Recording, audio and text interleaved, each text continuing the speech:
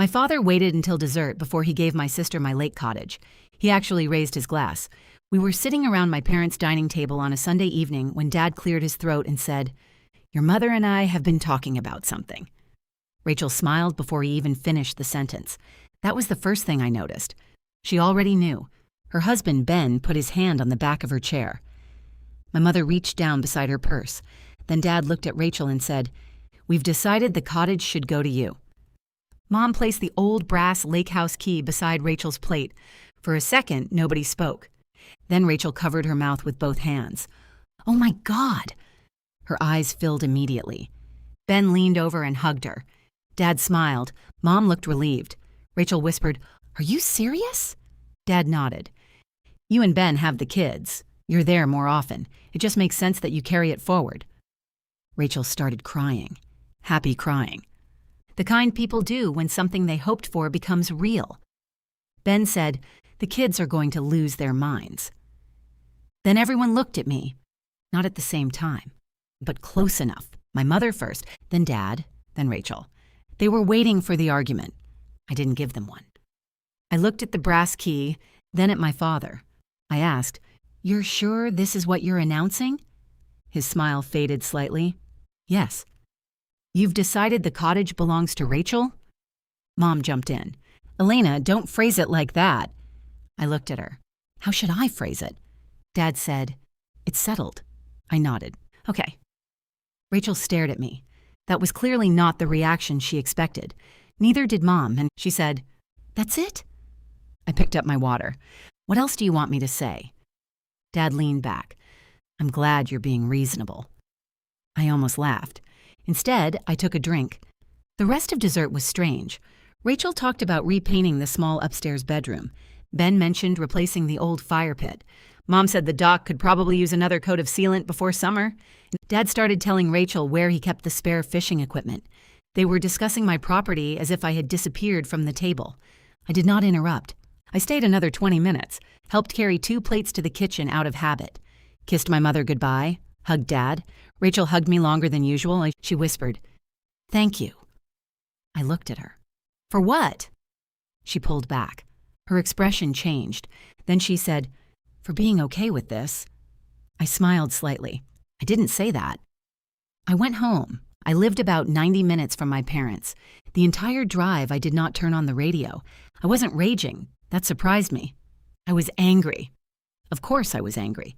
But mostly I was trying to understand how 4 adults had sat around a dining table and pretended they could give away something none of them owned. When I got home, I changed clothes, made tea, walked into my office, opened the bottom drawer of a filing cabinet. Inside was a small fireproof document case. I unlocked it. I pulled out a folder labeled Lake Property. The first document was 9 pages long. I only needed the first page. At the top, recorded deed. Below that was the legal description of the property. Below that, grantee, Elena Mercer. I sat there for maybe 10 minutes. Not because I needed to check whether I owned the cottage. I knew I owned it. I had owned it for 7 years. I was deciding how much I wanted to say. My first instinct was to send everything. The purchase agreement, the closing statement, the bank transfer, the insurance, the tax bills, the invoices, the roof, the septic system, the dock. 7 years of receipts. Then I stopped. Facts do not become stronger because you attach 30 pages to them. So I scanned the recorded deed. The next morning at 8:47, I posted one message in the family group chat. Just correcting one factual point from dinner. The cottage cannot be given to Rachel because Mom and Dad have not owned it since September 2019. Attached is the recorded deed. Then I attached the PDF. No emojis, no accusations, no threats, no speech. At 8:52, Rachel wrote, "What is this?" At 8:53, Mom called. I didn't answer. At 8:54, Dad called. I let that one ring too. At 8:57, Mom wrote, "You did not need to embarrass everyone like this." That sentence told me almost everything I needed to know. Not, "What are you talking about?" Not, "There must be some mistake." Not, "We forgot." Embarrass everyone. They knew. And suddenly, Sunday dinner looked very different. My name is Elena Mercer. I was 39 when this happened. My sister Rachel is 4 years younger than me. The lake cottage had been part of our family for almost my entire childhood. My parents bought it when I was 6. Rachel was 2. It was not grand. People hear lake cottage and imagine glass walls, boats, and magazine kitchens. Ours had faded cedar siding, 2 small bedrooms upstairs, 1 bedroom downstairs, a kitchen that had been remodeled sometime before I was born, and then apparently declared finished for all eternity. The porch leaned slightly toward the lake. The window stuck when it was humid. The upstairs bathroom door only closed properly if you lifted it while turning the handle, and I loved every inch of it. Some of my clearest childhood memories happened there. Dad teaching us to fish, Mom making pancakes on Sunday mornings, Rachel screaming because a frog jumped near her feet, thunderstorms rolling across the lake while all 4 of us played cards at the scratched wooden table, swimming until our fingers wrinkled, falling asleep with wet hair, the smell of sunscreen, cedar, coffee, and lake water. It was never just property to us. That was part of what made everything complicated later. When I was younger, I assumed the cottage would always belong to Mom and Dad. I don't remember anyone discussing inheritance. It was simply there, like the family itself. Then my parents got older, not old, just older. Dad retired first. Mom followed 2 years later. Their finances were comfortable but not unlimited. The cottage became harder to justify. Taxes increased, insurance increased, maintenance increased, and old houses do not care whether you are sentimental. Things break. The first serious conversation happened after the septic system failed. Dad called me and said, "We may have to sell the place." I remember exactly where I was standing. In a grocery store parking lot. I said, "What?" He repeated it. They had already spent heavily that year. The cottage still had a small mortgage balance from refinancing years earlier. There was the septic work. The roof was approaching the end of its life. Several trees near the property needed professional removal. Mom wanted less responsibility. Dad hated admitting that. Rachel was upset when she heard. So was I. We had a family meeting at the cottage. Rachel said, "We can't sell this." Dad asked, "Then who pays for it?" Nobody answered. That was the first time the cottage stopped being an emotional object and became a financial one. Rachel and Ben had recently bought their first house. Their children were young. They had daycare, a car loan, normal life. She loved the cottage. She could not take it on. I was in a different position. I had built a career in operations and commercial facilities. I made good money. I had savings, no children, and no major debt beyond my own mortgage. And unlike Rachel, I understood exactly how expensive neglected property could become. I told my parents I might be interested in buying it. Dad immediately said, "I don't want you doing something stupid because you're emotional." I appreciated that. I said, "I'm not." Mom asked, "What would buying it even mean?" I said, "A real sale. Not a promise, not an informal arrangement, a real sale." We spent months working through it. The cottage was appraised in its existing condition, not what it might be worth after improvements. As it was, old roof, septic issues, dock damage, outdated electrical work. The number came in lower than some nearby properties because the cottage needed significant work. After discussions, we agreed on a price of $178,000. $178,000. It was not full renovated market value. Nobody pretended it was. There was a family consideration in the price. But it also reflected the condition, the work required, and the fact that my parents wanted certainty without listing it publicly. They had independent advice. So did I. A title company handled the closing. My parents signed the deed. I signed the purchase documents. Funds were transferred. Their remaining loan was cleared. They received the rest. The deed was recorded. From that day forward, I owned the cottage. There was nothing ambiguous about it. Emotionally? Still complicated. Legally, not complicated at all. The strange part is that almost nothing changed immediately. Mom and Dad still had keys. Rachel still came. Ben still brought the kids. We still had family weekends. Dad still called it our place. Mom still called it the cottage. Rachel still called it Mom and Dad's lake house sometimes. I never corrected them. Why would I? I had not bought it to remove anyone. I bought it partly to keep it in the family. That distinction became the entire problem 7 years later. Because I thought I was preserving everyone's sense of home. They gradually began confusing that sense of home with ownership. The first year after the purchase was expensive. The septic work cost more than expected. Then the roof developed a leak after a winter storm. I replaced it. The electrical panel needed updating. I paid for that. A tree fell near the shed. I paid for removal. The dock needed structural repair. I handled it. There were plumbing issues, insurance, taxes, annual maintenance, winterization. Over 7 years, major repairs and improvements totaled a little over $82,000. That did not include property taxes. It did not include insurance. It did not include normal utilities. It did not include weekends when I drove 90 minutes because Dad called and said something sounded weird near the water heater. But I never sent my family a bill. Again, that was my choice, and I did not regret it. The cottage mattered to me. I used it. Not as much as Rachel, maybe, but enough. I went there alone sometimes. I brought friends. I worked remotely from the porch when weather was good. I spent long autumn weekends there. I loved early spring when nobody else wanted to visit because the lake was freezing and the town was quiet. Rachel mostly used it during summer. She and Ben would bring the children for long weekends, sometimes a full week. They always asked me about dates. That detail would matter later. At the time, I barely noticed. She would text, "Is July 14 through 17 okay for the cottage?" Or, "Would you mind if we bring Ben's sister one weekend?" I usually said yes. Once she asked if they could have friends stay for 4 nights. I said yes. Once she asked whether they could bring a dog. I said no, because I had just refinished the floors and one of the children was allergic anyway. She accepted it. There was no confusion then about who could say yes or no. One summer, the downstairs plumbing backed up. Rachel called me. I was at work. She said, "You need to call someone." I asked, "Why me?" She laughed. "Because you own the place." I remember the sentence. Not because it was important then, because later she would tell me she did not really understand that I owned it. People remember what is convenient. At family gatherings, Dad still acted like the cottage was his. He would tell people what year he bought it. He would point out the dock. He would complain if someone moved furniture. I let him. It had been his for decades. I understood. Sometimes generosity is allowing someone to keep a little emotional ownership after the legal ownership is gone. But emotional ownership becomes dangerous when people use it to make decisions for the actual owner. The first sign came about a year before Sunday dinner. Mom called and asked whether Rachel could leave some summer equipment at the cottage permanently. Kayaks, children's life jackets, a folding crib. I said yes. Then Rachel started referring to one upstairs room as the kids' room. I did not care. They used it often. A few months later, she mentioned replacing the beds with bunks. I said, "Let's hold off. I'm not renovating that room." She seemed annoyed. She said, "But the current beds waste space." I said, "They're fine." She dropped it.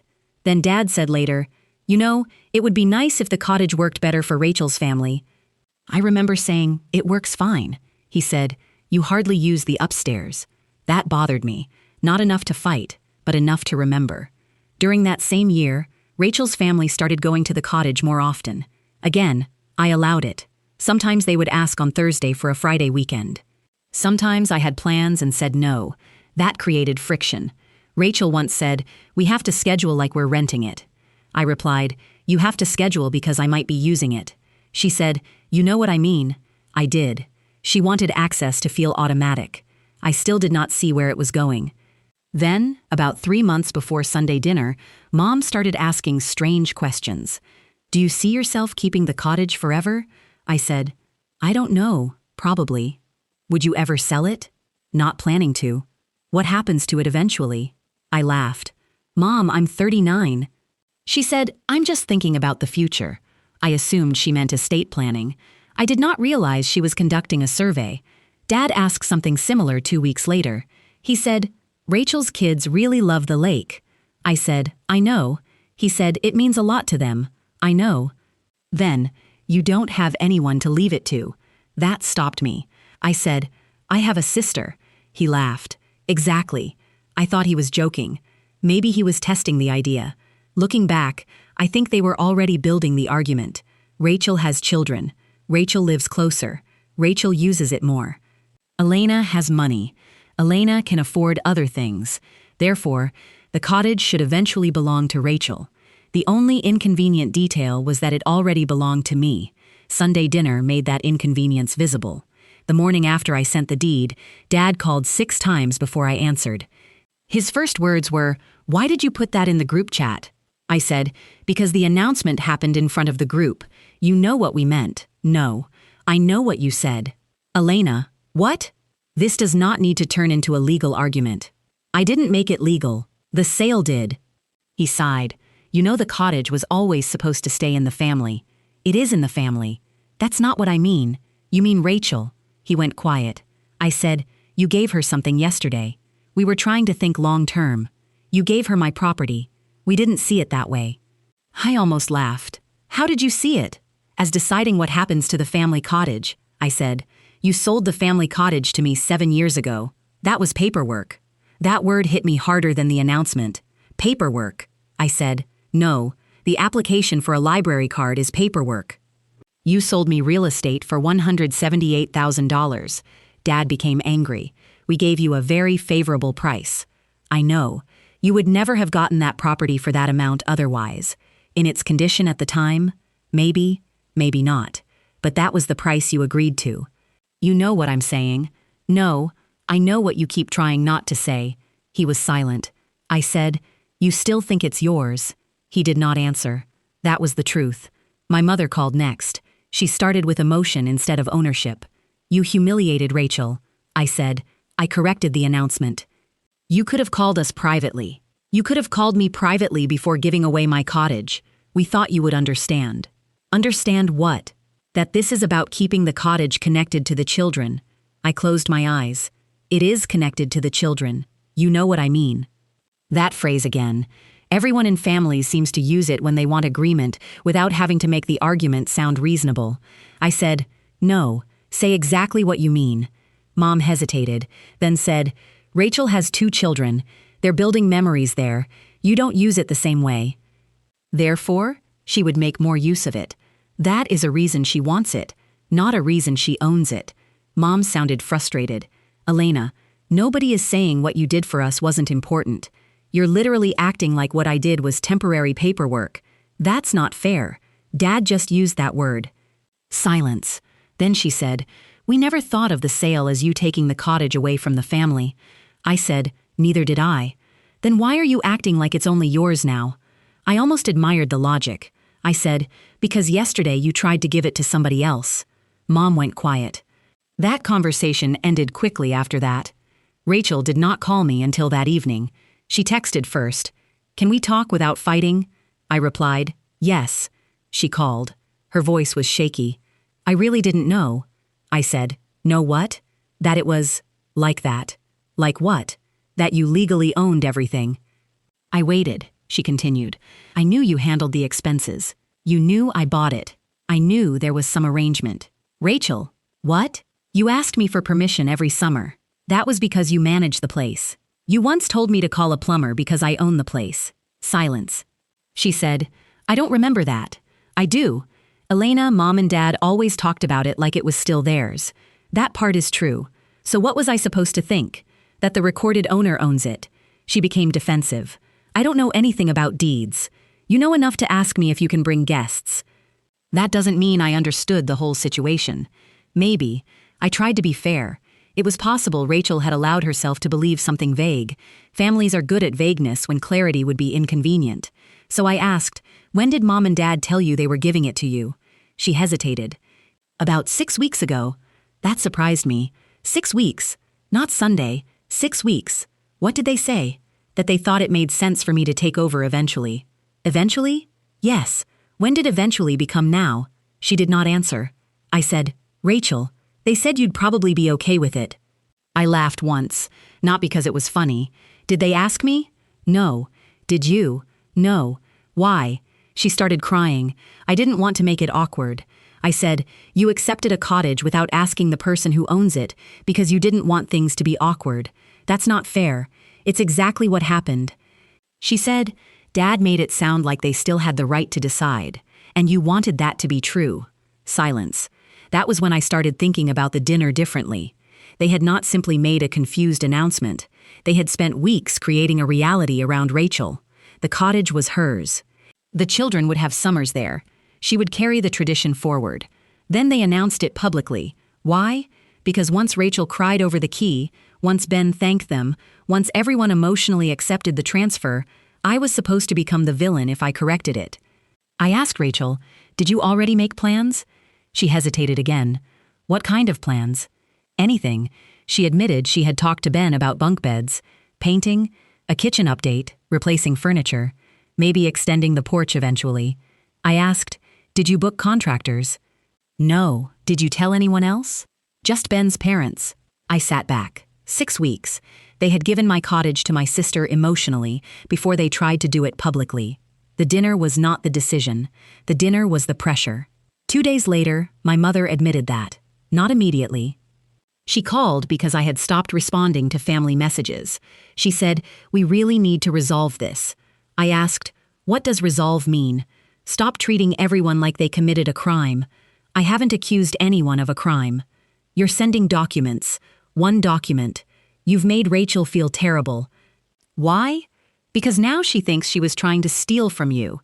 Was she? No. Then why does she feel that way? Mom became frustrated. She trusted us. That sentence was interesting. Rachel trusted them. I asked, did you know I would say no if you asked me privately? Silence. Mom? We thought you might resist at first. So yes, we thought once you understood how important it was to Rachel, I interrupted, you told her first. We talked to her. You promised it to her first. We didn't use the word promise. Then you put a key beside her plate. Mom went silent. I said, you gave her something emotionally before asking me, so that if I said no, it would feel like I was taking something away.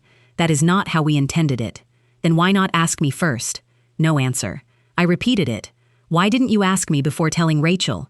Mom started crying. I hated that. Not because I didn't care, because tears used to make me abandon the point. I did not this time. Eventually, she said, we thought once Rachel knew, you wouldn't take it away from her. There it was. I closed my eyes. You gave her something first, so I would look cruel for keeping it. Elena, that is exactly what you just said. We thought you would understand. No, you thought I would be embarrassed. She did not deny it. That silence hurt more than the argument. For the first time, this was no longer about an old man feeling sentimental about property he once owned. It was strategy. My parents knew the cottage belonged to me. They knew I could refuse, so they built emotional consequences around refusal before giving me the choice. That was the betrayal. The deed itself was easy. The family dynamic was harder.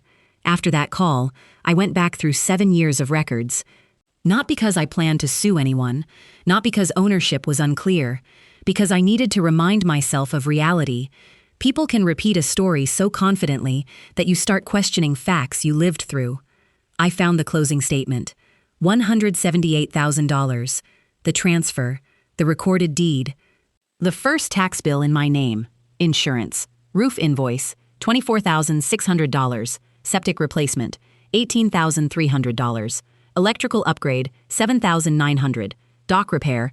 $11,400. Tree removal after storm damage. $5,700. Plumbing. Exterior work. Winterization. By the time I added major projects, the number was just over $82,000. Again, that did not include annual taxes, insurance, utilities, small repairs, furniture, or normal upkeep. I looked at the total. Then I looked at photographs on my phone.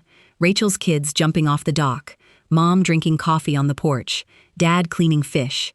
Christmas weekend one year when snow covered the lake. Birthdays. Summer dinners.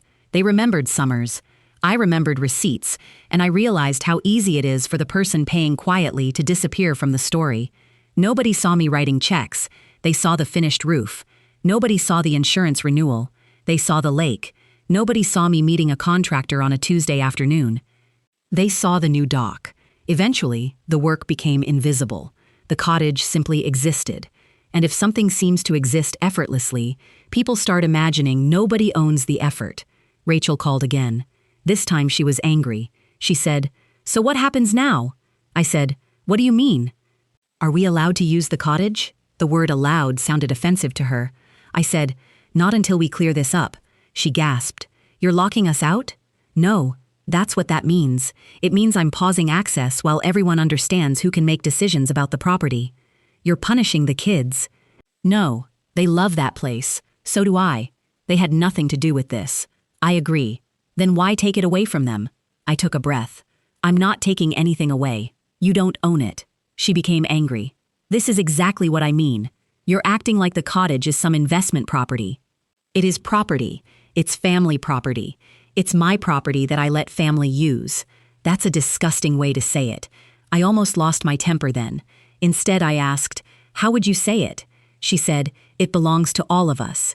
No, it does emotionally. Fine, emotionally. But you cannot renovate emotionally. You cannot transfer title emotionally. You cannot promise it to your children emotionally and then send me the bill. She was silent. Then she said, "You barely use it." I said, "That doesn't change ownership. You have money. That doesn't change ownership. You could buy somewhere else. That doesn't change ownership. The kids are attached to it. That does not change ownership." She sounded exasperated. "You're not even listening." "I am listening. You keep explaining why you want it. You're not explaining why it belongs to you." Silence. That line changed the conversation, because she did want it, a lot. And wanting something can make entitlement feel like fairness. Rachel finally said, "Mom and Dad sold it to you for less than it was worth." "Yes." "So you benefited too." "Yes." She sounded surprised. I did not need to deny that. My parents gave me a family-friendly transaction. I got a property I loved without competing on the open market. They got a reliable sale, cleared obligations, avoided listing costs and uncertainty, and kept the property in the family. Both things could be true. I said, "They chose the price. They had advice." We closed formally. I paid it. Then I spent another $82,000 on major work. She said, "But the discount matters. It matters emotionally. It does not create shared title. You're being so technical." "I am being accurate." That became another phrase in the family. Technical, legal, paperwork. As though facts became less real if family disliked them. Dad came to see me the following weekend, alone. He called first. I almost said no, then I agreed. We sat in my kitchen. For the first 10 minutes he talked about traffic. Then he said, "I owe you an apology." I waited. He looked older than he had at Sunday dinner. He said, "I still think of the cottage as mine." I nodded. I know it isn't." That distinction mattered. He looked down at his hands. "I bought it. I fixed it. I raised you girls there. I know. When we sold it to you, part of me thought we were just moving the financial burden." I said, "That may be how it felt. I didn't think I was giving up the right to care what happened to it." "You didn't." He looked at me. "You still care." "Of course. But caring is not deciding." He nodded slowly. Then he said, "I'm afraid it disappears when your mother and I are gone." That caught me. "What do you mean? You and Rachel aren't as close as you used to be. Everybody is busy. The cottage is one of the few places we still all come back to." I understood that. More than I wanted to. He said, "Rachel's children love it. She goes more. I thought if it became hers, it would stay what it was." I said, "You thought preserving the tradition required taking it from me." He flinched. "I wouldn't say taking. What word works?" He had no answer. I said, "Dad, you could have called me and asked what I wanted to happen long term. I know. You could have asked whether I would create a plan so Rachel could keep using it. I know. You could have asked whether I would ever sell her part of it." He nodded. "You did none of that. No. You decided my ownership was the obstacle." He looked away. That was the most honest moment we had. Dad said, "I thought because we sold it to you below what it might eventually be worth, you would understand." I said a family discount is not retained ownership. He nodded. "I know." I believed him. Then he said, "Your mother thought announcing it together would make things easier." I almost laughed.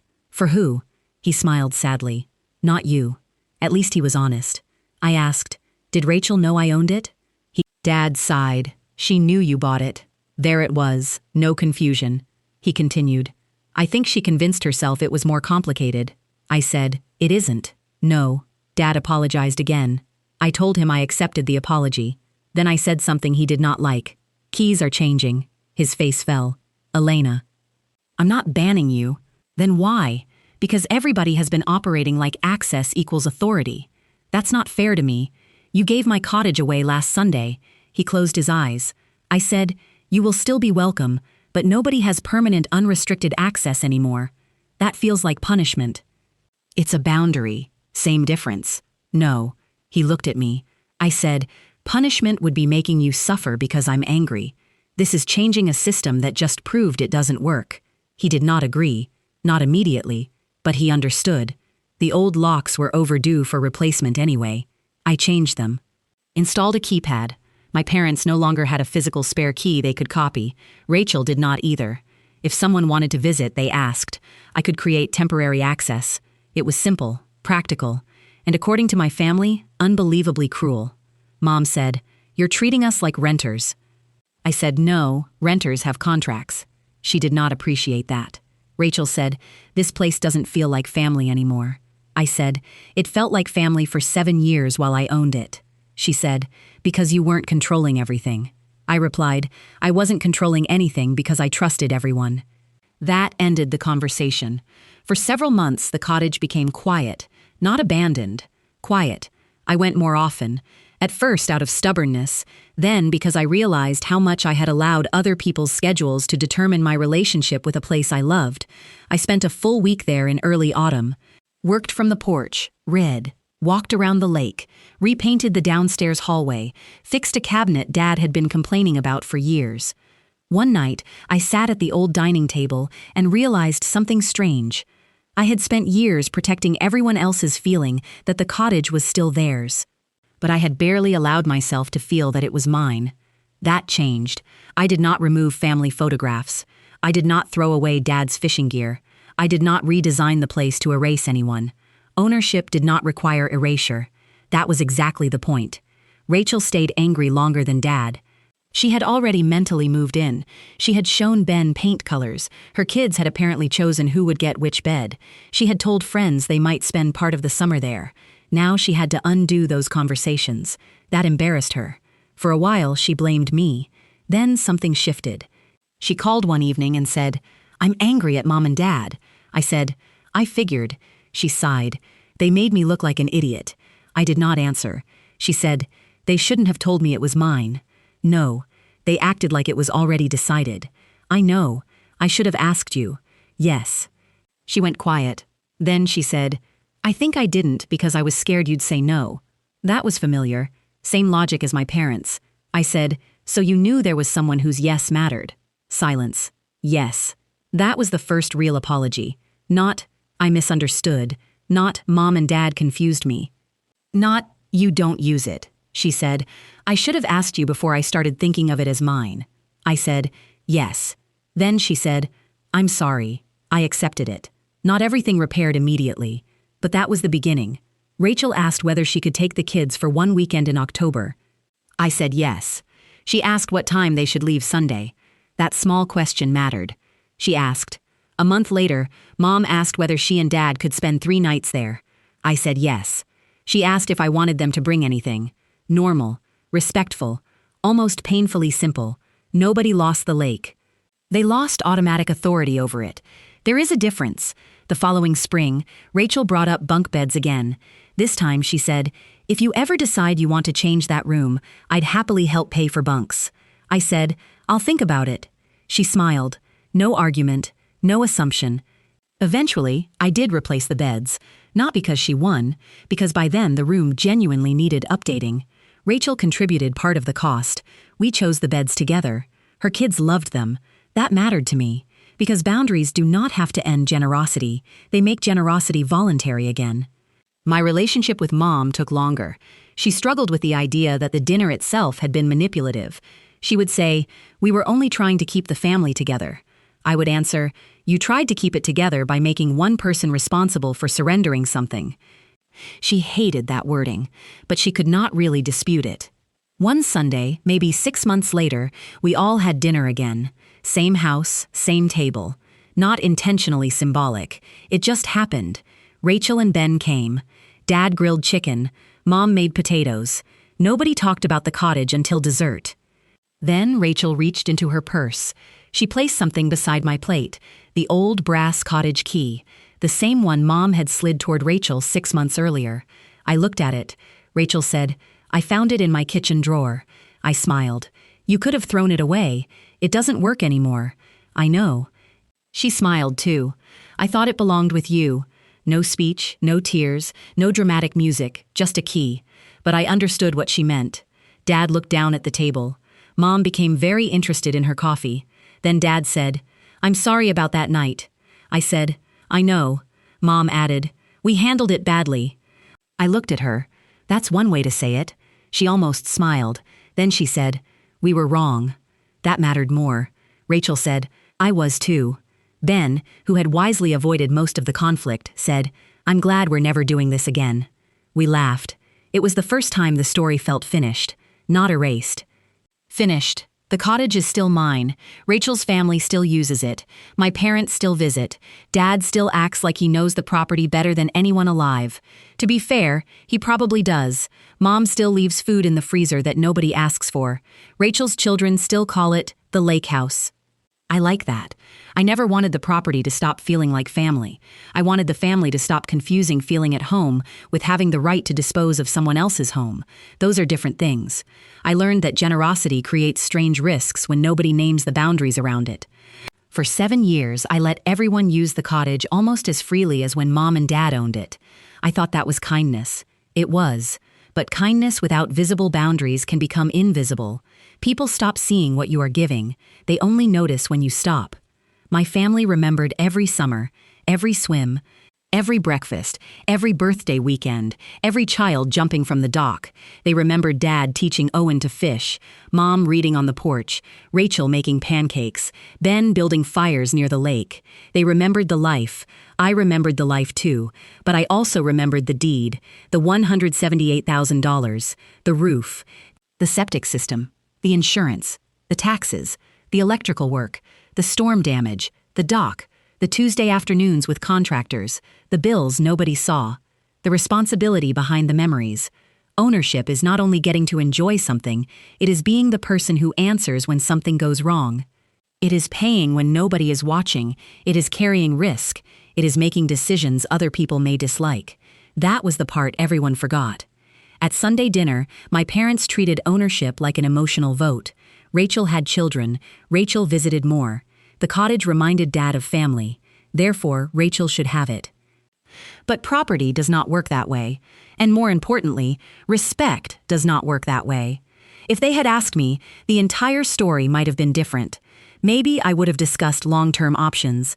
Maybe I would have created something formal, ensuring Rachel's children could continue visiting someday. Maybe Rachel and I would eventually co-own something. Maybe not. But the decision would have begun with a question. Instead, they removed the question. They created an answer around me, then expected my love for Rachel to keep me quiet. That was what I corrected. Not just the county record, the family record. For years, the story had become Mom and Dad's cottage, then our cottage, then the family cottage. Those phrases were emotionally true, but somewhere along the way, everyone used emotional truth to replace factual truth. The cottage could be ours in memory, ours in tradition, ours in photographs, ours in affection. But there was one owner, me, that did not make me greedy. It did not make Rachel less family. It did not erase my parents' history. It simply described reality. I think families sometimes fear clear boundaries because clarity sounds cold. People prefer words like ours, shared, family. Always. Those words are warm, but they can also hide expectations nobody actually agreed to. My parents thought saying family cottage preserved closeness. Rachel heard, someday this can be mine. I thought, everyone is welcome. Those are 3 completely different meanings inside the same phrase. The deed forced us to stop pretending they were identical, and oddly enough, the family became healthier after that. Rachel asks. I answer. Sometimes yes, sometimes no. My parents ask. I answer. No one assumes, no one announces, no one promises my property to someone else. And because of that, when I do say yes, it actually means something again. The cottage did not become less of a family place when I enforced ownership. It became a place where family access was based on respect instead of entitlement. That is better. A few summers after the dinner, we had almost the entire family there again. Rachel's kids were older. Dad moved slower. Mom complained about mosquitoes. Ben burned hamburgers and insisted they were charred. We ate at the same scratched table from my childhood. At one point, Rachel's daughter asked, Aunt Elena, who owns this house? Everyone went quiet. I looked at Rachel. Rachel smiled. She said, Aunt Elena does, her daughter asked. Then why do we come here all the time? Rachel said, because she lets us. I laughed. So did Dad. Then Rachel added, "And because she loves us." That was it. That was the entire lesson in one conversation. Ownership did not cancel love. Love did not cancel ownership. The two could exist together. I wish we had understood that before Sunday dinner. But sometimes people do not learn a boundary until they cross it. My parents gave my sister the lake cottage. I did not argue. I did not shout. I did not ruin dessert. I did not threaten anyone. I went home, I opened a folder, and by Monday morning, I corrected the record. At first, I thought the important document was the deed. It was not. The deed only proved something that had already been true for 7 years. The harder correction happened afterward. My parents had to accept that selling something means you no longer control it. Rachel had to accept that wanting something does not create a claim to it. And I had to accept that generosity without boundaries can teach people the wrong lesson. Access is not ownership. A family discount is not retained title. Memories are not a deed, and kindness is not surrender. The cottage still holds all of our memories. Dad's fishing equipment is still there. Mom's old coffee mugs are still in the kitchen. Rachel's kids still sleep upstairs. The porch still leans slightly toward the lake. The bathroom door still has to be lifted when you close it, because apparently some traditions deserve to survive. It is still a family place, but the record is clear now. The memories belong to all of us. The deed has one name on it, mine. And after that Sunday dinner, nobody forgot again.